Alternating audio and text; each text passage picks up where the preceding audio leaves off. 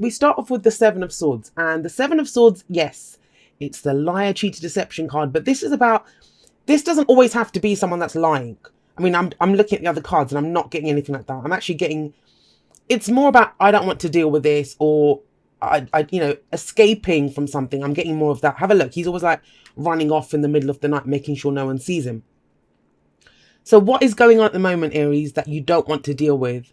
It could be that you're dealing with someone who doesn't want to deal with something, right?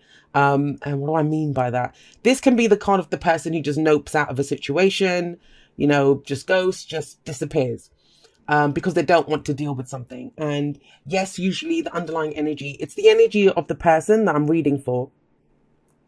So this could be, you could be, if you've been thinking about something, because it's swords, right? Thoughts, beliefs, ideas. You've been trying to get to the truth, what your own truth is, trying to figure out, you might have been working on something in secret. Sometimes this can come up when we've got a secret that we're working on, and it's time to reveal it. I always think when the Seven of Swords shows up, those secrets, even if there are secrets, they get revealed. It's time for them to come out. Otherwise, the card wouldn't show up in a spread. What's the point of telling us there are secrets, right, if they're not about to come out? So I always think with the Seven of Swords, they're going to come out. That's why the card came up. And that might be you, that you're ready to reveal something. Or like I said, I think you just don't want to deal with the situation. I'm getting that. Why? Because I see the Seven of Swords kind of running off the guy running off this way, and we have death at the heart of the reading. So that's transformation, that's change.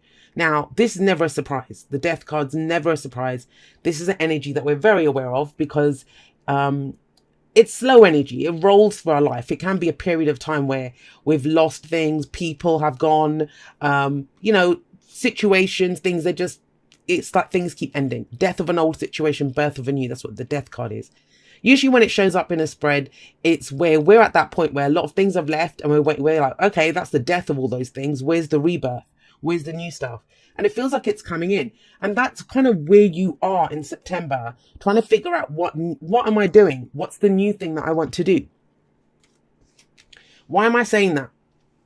Well, we have the Nine of Pentacles coming up as a past energy. And this is, for all intents and purposes, someone who's very comfortable where they are, about enjoying what they've created. This person has created great abundance. I mean, the card before the Nine of Pentacles is the Eight of Pentacles. So that's someone who's worked very hard at something. That's the apprenticeship card. So they've tried to gain mastery. And in the Nine of Pentacles, this person has mastery over whatever it is that we're trying to master, right? I always think the falcon that she holds is that. And she's created this beautiful garden. But this can be a situation that, it becomes kind of stifling because it can become a gilded cage. I always say it's the big fish in a small pond kind of syndrome. And the past can be last week, last month, last year. There's no, it doesn't have to be something that just happened. But we look at the past to know why we're going the way that we're going. And for some of you, this is about your security and your stability. And maybe you stayed in a situation, whether that's your job, because, you might have got paid really well at your job, or, it was convenient, it was close to your home to get there, or, it's okay working there. You did really well there. It could be in a relationship, because we've built a home together. It's all safe and it's secure. It kind of feels though you've gotten to a place where whatever your life is, whatever this situation relates to, it's just, you've become that big fish in that small pond. There's more. There's a whole world to explore outside of this garden. And I think you're starting to get that. I don't think you've acted on it yet. Maybe you've been planning something. Like some of you might have been researching other jobs, thinking about setting up your own business. It could be in a relationship where you just think, yeah, it's okay, but where's the passion? Where's the excitement in this relationship anymore? So we've got that coming up. And so it's interesting to me that the Queen of Pentacles comes up in the present, leading on from this. She brings the value, right? I mean, they're very similar energies. Both of these women are, even this one is about confidence. This person's very confident, very independent. They can do everything themselves. And the Queen of Pentacles is like that as well. She's very good. And I think there's a strong message here for you, Aries, that you kind of understand about your own self-reliance, that, you don't really need to rely on anyone to get what you want. That, if you created this in the past, whether it's with someone or if you did really well at that job, you can do that anywhere. I always say the Queen of Pentacles, she brings the value. Yes, she can see the value in whatever situation, and she's very good at turning it into great abundance. Like you will see Look at all these kind of fruits that she has around her. That's great abundance. And she's created all of that. This lush garden that she has. Again, right? So this is about knowing that you can, whatever it is that you're trying to create, you can do it. And relying on yourself. You don't really need anyone's help to do this. But the Queen of Pentacles, she sits underneath this Seven of Swords. So have you been working on something in secret? Or, you know, if this is someone else, and that could, you know, it's a general reading, so the energies can go both ways. This is Earth energy, Taurus, Virgo, Capricorn energy. Whether they are that sign or not, the signs don't own the card. They just lend their energies to them. And it's that kind of very hardworking, reliable, dependable energy. Have you met someone now, because of that King of Pentacles that was at the bottom of the deck? Have you met someone who you're starting to see a different way? I mean, as much as you don't need someone, maybe you've seen someone else that they started their own business, or they left a relationship and went. It's that kind of energy. It's like, well, if they can do it, I can do it, right? Why can't I? Now, if this is a relationship reading, I'm going to say this to you. It kind of feels like, even if you live together with this person, there's a kind of energy of two ships passing in the night. That's what's kind of coming up. Like two people that very much live their own lives. And there's nothing wrong with that. I think if more couples, if they each had their own life and brought it together and shared their worlds with each other, that would be amazing energy, right? But it kind of feels here that the sharing part of the two worlds is not really happening. And maybe that's why someone's planning an escape from this, or someone's planning to leave, or they just don't want to deal with the situation the way that it is. But there's not really drama coming up here. It just feels like this intense desire for, I need something to change. I need something to change. On the contrary, it kind of feels like it's become too stable almost, you know, it's too, it might be that, you know, all it's become about is saving up for that holiday, or saving up for that house, or it's just work, you know, well, we need to do this, or we've got these bills to pay, and we need to do that. That's what's kind of coming up. Like I said, there's no passion here, especially in the first four cards. And we've only got one major arcana card that came up, and that's death. This is about letting something go, you know, releasing it, that it no longer serves us, and we want something fresh and new that comes in. That's something that is good for us, that, you know, we would feel good doing it. And that's why it's no surprise to me we have the Eight of Cups coming up as a future energy. So, I mean, if you're not there yet, I mean, I kind of see with the Nine of Pentacles and the Queen of Pentacles, this kind of evaluation happening. Taking stock of what's gone, what's left, what am I dealing with. There's a lot of kind of figuring out going on. I kind of see that with the sevens anyway. You know, so we're trying to figure out, is it worth the risk? Is it worth doing this? Do I want to stay in this with that Seven of Swords there? And with death, there's just a desire for transformation, change. And at this point, it might be even that I'll take change, any change, as long as it's change.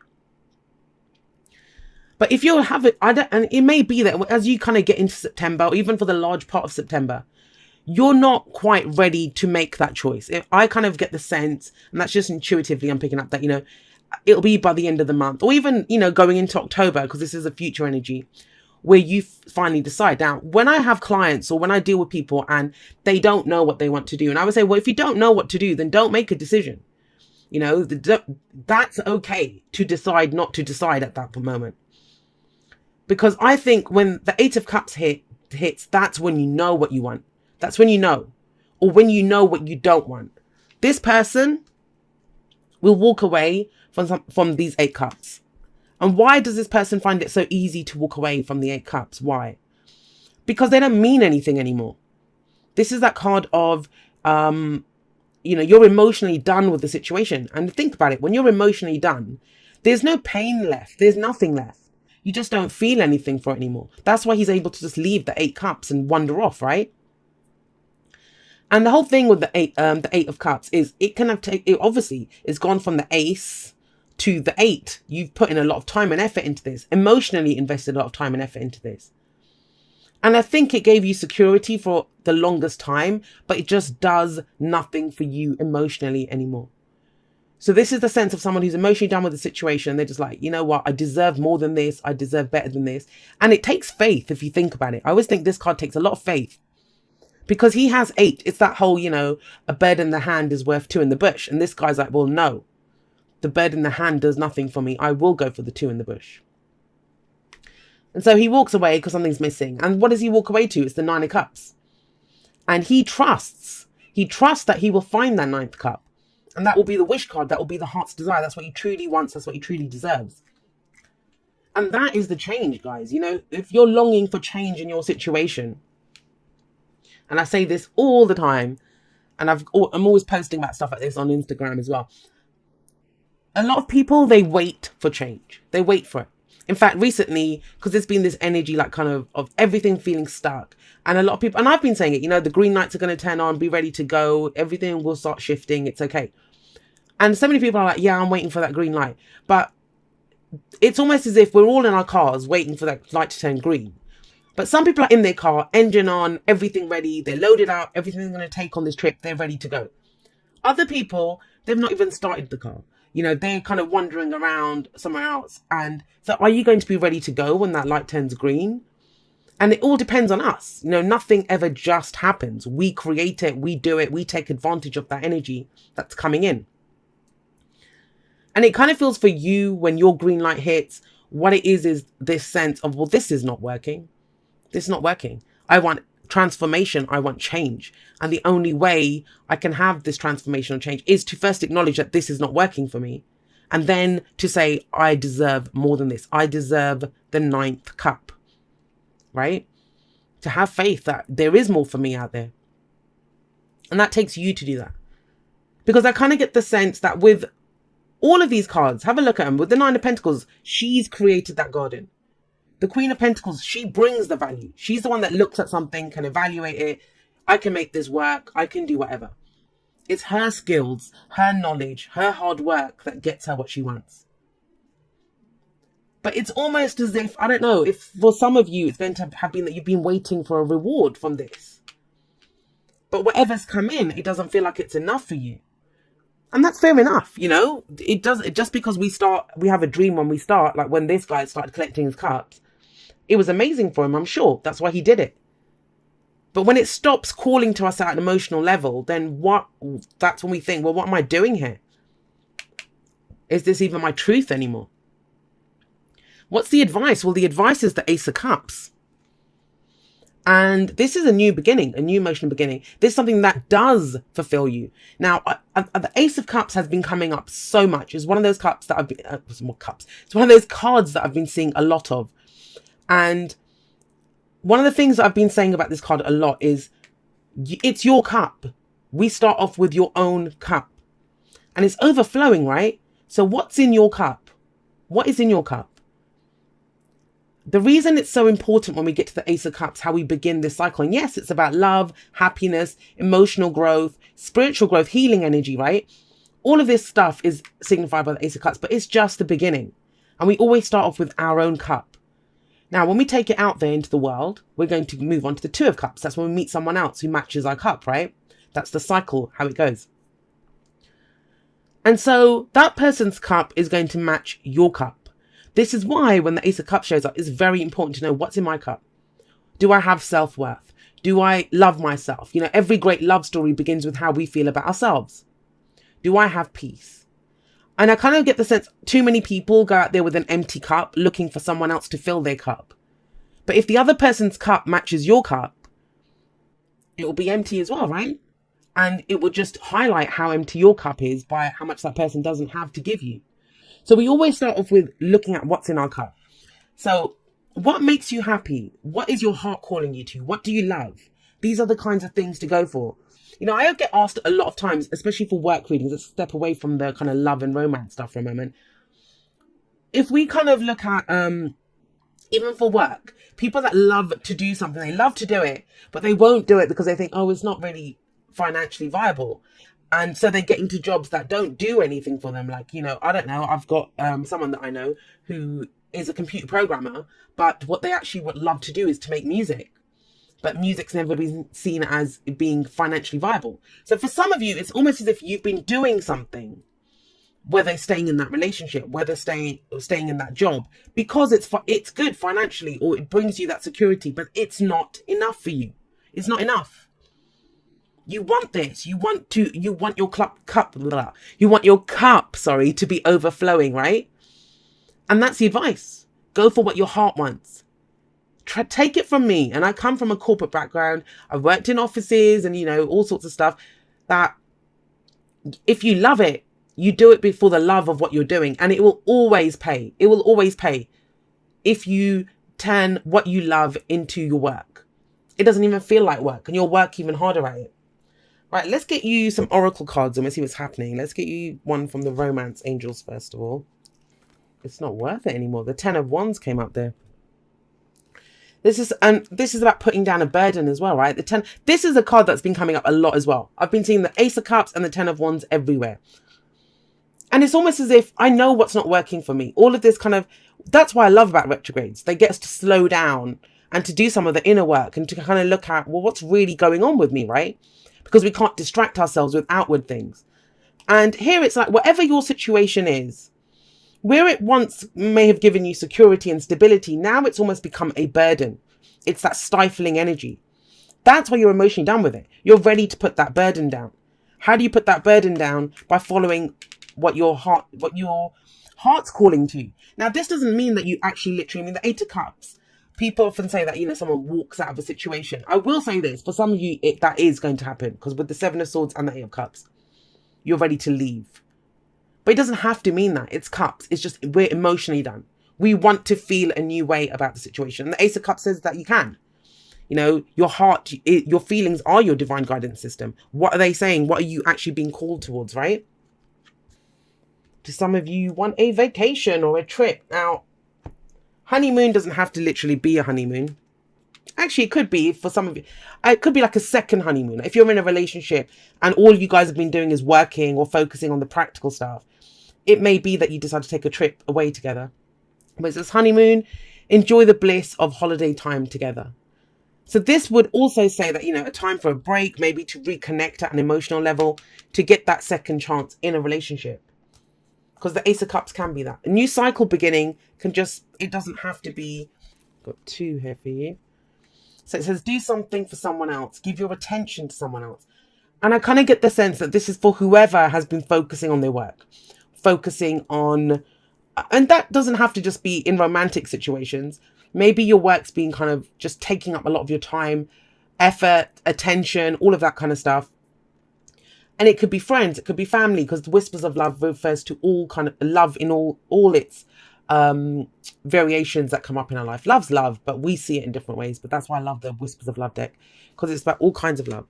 So, giving your attention to someone else, that could help us too. And then you have practice compassion, see things from a different perspective. So it kind of feels like there is something going on here. I think it's kind of been maybe ignored or not seen. 7 of Swords. Maybe someone hasn't felt they could speak up about something or say what's going on in the situation. But, the Ace of Cups comes out of this. It's moving towards something that is more emotionally fulfilling for you. Right, let's get you one from No Place Like Home. And it's interesting that this comes up. And I kind of feel like this is true security. What's home? Home is where we're safe, where we're secure, right? Where there's comfort to be had. And it kind of feels like whoever this message is for, it may not even be for that many people. It seems quite specific. You've been looking outwardly for that kind of support, either from a relationship. In Pentacles can do with, they can be relationships, because it's the physical, earthly aspects, things that we can see, feel, and touch, right?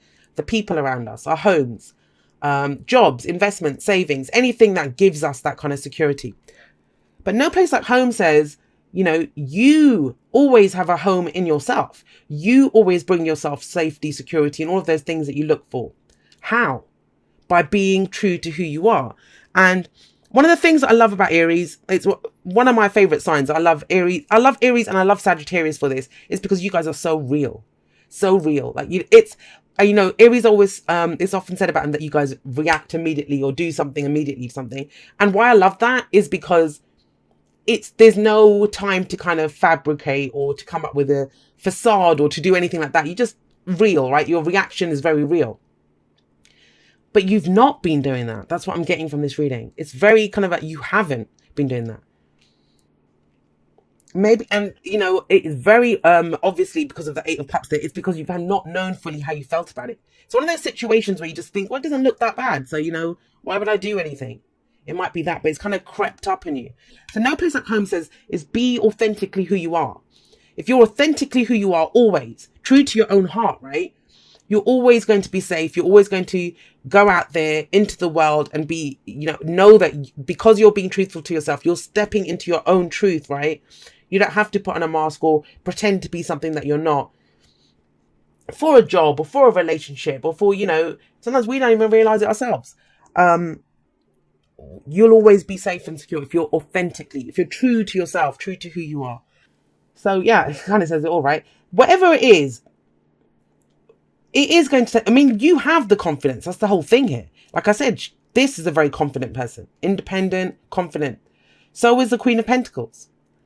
And it kind of feels like you're using the confidence that you have in one area. It's like a skill set that you have in one area. You might be taking it into another area. But it's about doing what you love. The other area that you're going into, or what you're progressing to, what you're taking to, it's going to require confidence, right? It will require confidence for you to do it. And for some of you, it's going to require confidence for you to actually say what this is. It just feels like something has not been said or not been revealed. And maybe even to yourself, right? It's time for you to get real with yourself and say, well, yeah, I've been confident in what I've been doing in these situations, but now I need the confidence to say, I want to change this. I want to drop this burden. I want to go for what I love. Let's get you a postcard from Spirit and we'll wrap it up. It says, Dearest you, as you think, so will you experience life. Thoughts are that powerful and they need minding. Let the unruly, chaotic ones settle down so they serve you or get released instead of wreaking havoc. These thoughts arise when connected to the energy of fear and often masquerade as truth. Yet the real truth is that essentially all is well. Of course you have thoughts that are positive, strong, organized, accepting, creative, open, and so on. Those are the ones we want you to keep thinking, and they have a less frantic quality. They're stimulating in a good way and don't get away from you. How do you keep an inner eye on your thoughts? Meditate and leave judgment out of the mix. Everyone has those fearful thoughts. Love them, love yourself, and then choose the thoughts you want the world to reflect back. Life is not as hard as you think. Loving you so much. And that's kind of what I was saying to you. What you have in your cup is what you're going to find out there. Your cup will get matched. So how do you feel, right? How do you want to feel? What do you love? It's about always being true to that. And when we are always true to that, like I said, that's what you will find outside in the world too.